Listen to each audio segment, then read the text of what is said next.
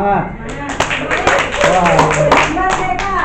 ini tadi waktu dari dirijen aja semangatnya luar biasa. Terima banyak.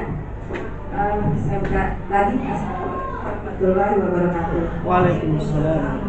Karena kita dibatasi waktu, maka Pinter poin-poinnya saja. berbesar begitu. Poin-poinnya Yang saja ini ya. berbesar begitu. Ini yang Zoom. Ya, poin-poinnya saja mungkin yang.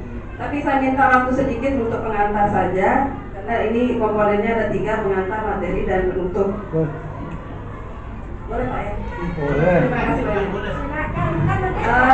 Iya, pengantarnya adalah. Jangan grogi aja.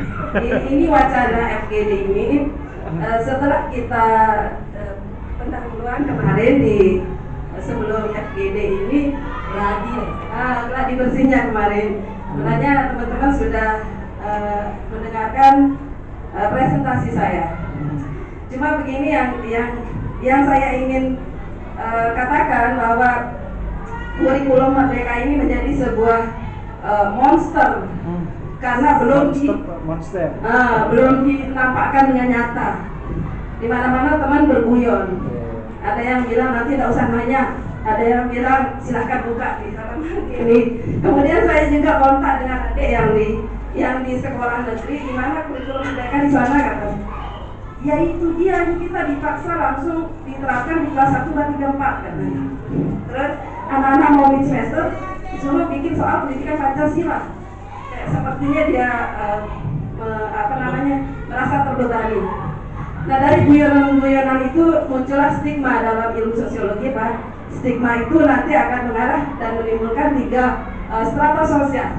Karena saya bicara dari disiplin ilmu sosiologi. Ya, strata sosial di sini ada 3. Ada terbagi menjadi kelompok pasif, kelompok face interest, dan kelompok new corner. Kelompok pasif itu adalah kelompok yang mendukung program itu, tapi belum berani menentukan pilihan. Kemudian kelompok face interest, kelompok yang mendukung dan mengambil keputusan itu walaupun terbebani karena takut untuk status sosialnya, untuk mempertahankan status sosialnya. Ini biasa di lingkup pemerintahan. Yang new corner itu kelompok yang golongan menengah ke bawah dengan antusiasnya ingin mendukung program pemerintah, tapi dengan niat mendongkrak status sosial. Nah itu yang muncul dari guyonan-guyonan sehingga timbullah stigma-stigma ini. Nah, kita sekarang masuk kelompok mana? Nah, ayo. tergantung pilihan. Ayo, Hati nurani, ya. Aduh, kelompok mana kita ini? Gratis nggak usah bayar. Identifikasi kelompok mah. Kelompok mana kita ini? Oke. Kemudian sekarang lanjut ke inti atau materi. Di materi ini kita struktur kurikulum itu kita sebelum ini ya kita diberikan option sama pemerintah untuk kurikulum. Pak, ada kurikulum K13, ada kurikulum Merdeka, ada kurikulum darurat, dan ada kurikulum Merdeka. Pilih yang mana terserah juga nanti. Nah, kemudian struktur kurikulum ini dibagi menjadi 2. Program intrakurikuler dan kurikuler. Intrakurikuler itu yang reguler yang biasa kita laksanakan, dan yang kurikuler itu sebagai penguat dari intrakurikuler tadi, yaitu P5, proyek penguatan profil pelajar Pancasila. Kemudian yang kedua lagi, kelas terbagi menjadi 2 fase dengan nama fase E dan fase F. Fase E untuk kelas 10, fase F untuk kelas 11 dan 12. Sehingga nanti kalau ibu-ibu nanya di rumah, anaknya kelas berapa? Fase E. Anaknya kelas berapa? Fase F. F berapa? F11 dan F12. Ini kayak keyboard di internet, di laptop, langsung muncul F11.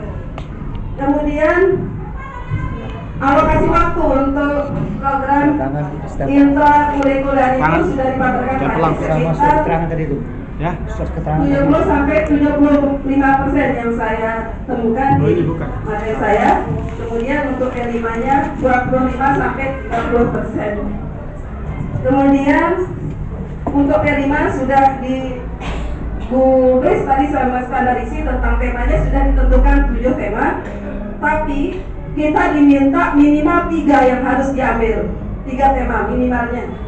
Nah itu nanti terintegrasi dengan seluruh mata pelajaran umum dan agama. Kemudian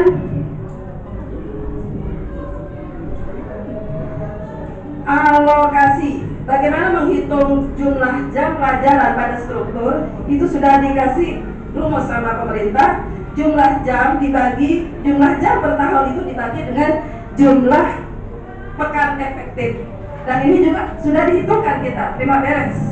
36 pekan untuk intrakurikuler dan 9 pekan untuk P5-nya per tahun. Sehingga nanti pada saat distribusi jam pelajaran, dia akan tersebar berapa SKS untuk intranya dan berapa SKS atau jam pelajarannya untuk P5. Kemudian kita langsung ke struktur kurikulum. Untuk fase E atau kelas 10 itu ada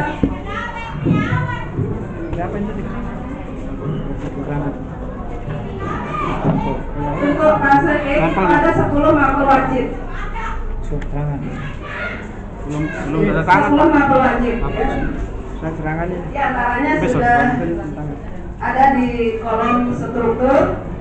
Yang berbeda dengan K13 adalah di sini ada mata pelajaran pendidikan Pancasila untuk mengganti PKN dan mata pelajaran informatika itu mapel wajib. Ini berarti nggak tepat ini. Kemudian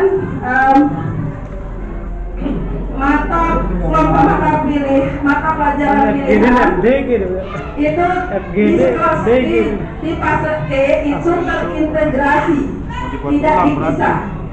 Dua Pak. Dengan alokasi waktu yang IPA itu 6 JP, karena isinya 3, matematika keluar dari kelompok IPA terpadu tadi, yang menjadi mata pelajaran wajib mandiri.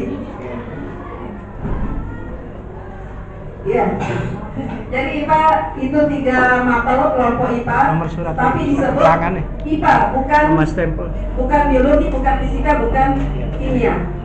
Maaf Pak Ustadzul, matematika menjadi mata pelajaran mandiri. Dia keluar dari kelompok IPA. Nanti di kelas lanjut atau di kelas F, dia terintegrasi lagi. Nah, kemudian untuk mata pelajaran IPS ini terintegrasi juga. Ada 4 mata pelajaran: sosiologi, geografi, ekonomi, dan sejarah. Kemudian sistem untuk pengorganisasian pembelajaran IPA dan IPS itu melalui 3 pendekatan Pak. Mengajarkan mata IPA dan IPS secara terintegrasi di kelas 10, kemudian di fase E, kemudian mengajarkan IPA dan IPS secara bergantian atau yang disebut dengan sistem blok waktu yang terpisah. Kemudian mengajarkan mata IPA dan IPS secara paralel seperti K13 kemarin. Guru fisika mana, guru biologi mana, boleh. Tapi alokasi waktunya sudah disetting 6 JP untuk yang 3 mapel itu. Nanti dia bergantian. Misalnya bulan Juli untuk biologi, bulan Agustus untuk kimia, dan seterusnya seperti itu. Nah kemudian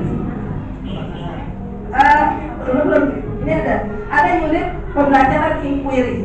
Sebagai salah satu syarat untuk dia naik jenjang ke fase F, harus ada karya ilmiah atau IC.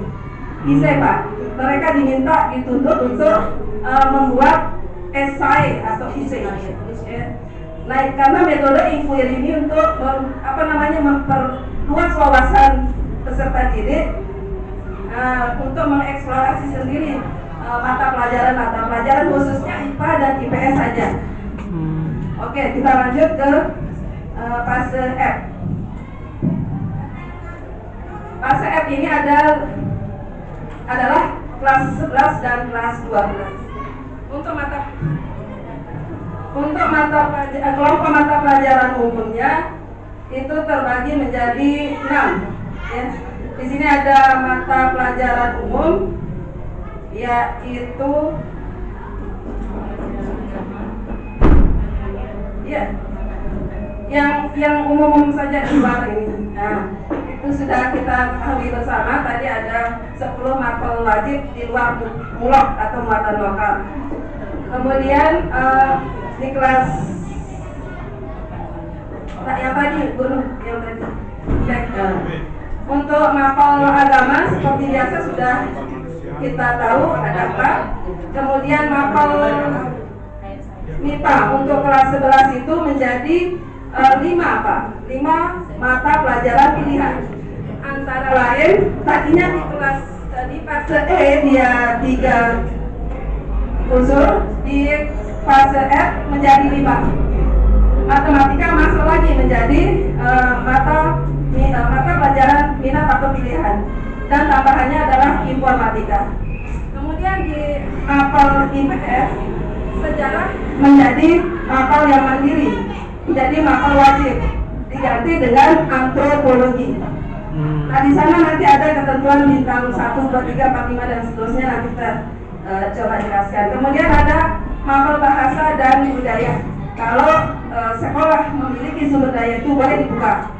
Kemudian ada mapel lokasi dan prakarya, di mana lokasi waktunya 2 jam per minggu, 72 jam per tahun, atau ada yang 54 jam per tahun, tapi dihitung dengan menggunakan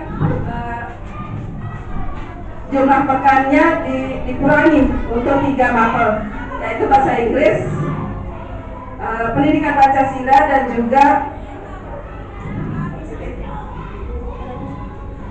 seni dan prakarya. Itu dia nanti bintang 2 karena jumlah pekan efektifnya itu 27 pekan efektif di intrakurikuler dan 18 di P5-nya kalau tidak salah.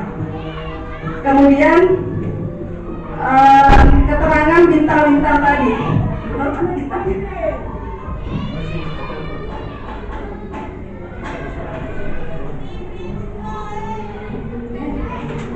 Untuk bintang 1 itu diikuti oleh semua peserta didik, karena di struktur kurikulum itu ada bintang. Ya. Mata pelajaran umum semua peserta didik harus mengambilnya dan harus diajarkan. Kemudian bintang 2 itu maksudnya waktunya tidak penuh 36 pekan, tetapi 27 pekan. Kemudian bintang 3, sekolah satuan pendidikan harus membuka minimal 2 kelompok mata pelajaran yang harus diambil oleh peserta didik dengan ketentuan alokasinya itu 5 jam per minggu dan maksimalnya 25 jam. Karena nanti yang diambil itu ada 5 mata Pak, dari kelompok mata pelajaran pilihan tadi. Contoh, misalnya di mapel kelompok kita dia ngambil 2, kemudian di mapel IPS dia mengambil 3 mapel pilihan. Jadi jumlah jam pelajarannya 25 JP. Kemudian bintang 4.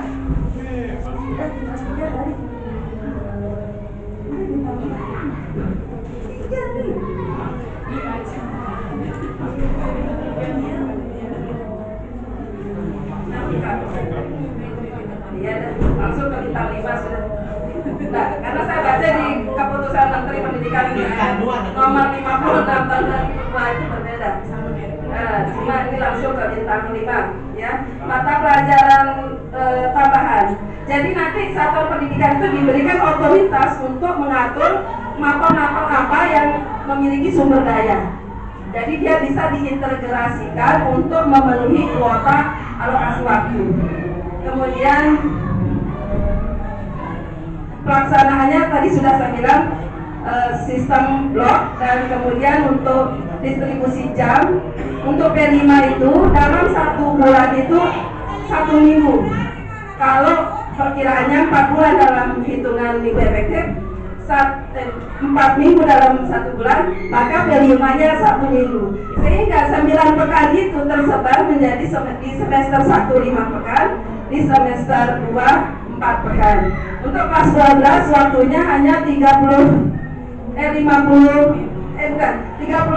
minggu efektif karena mengingat kelas 12 akan segera menyelesaikan proses belajar.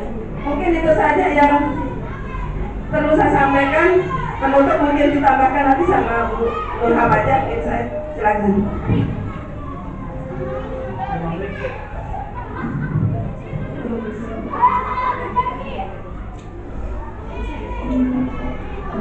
Tadi sudah disampaikan dengan beliau oleh tim kami. Jadi kesimpulannya di sini kurikulum MA untuk kurikulum Merdeka ini terbagi menjadi 2 kegiatan pembelajarannya, yaitu kegiatan pembelajaran kurikuler dan kegiatan pembelajaran kurikuler atau proyek penguatan khusus belajar Pancasila dengan alokasi waktu masing-masing yang sudah ditetapkan ketentuannya Yang masih belum rasa yang kedua belum dirasa bahasa Inggris.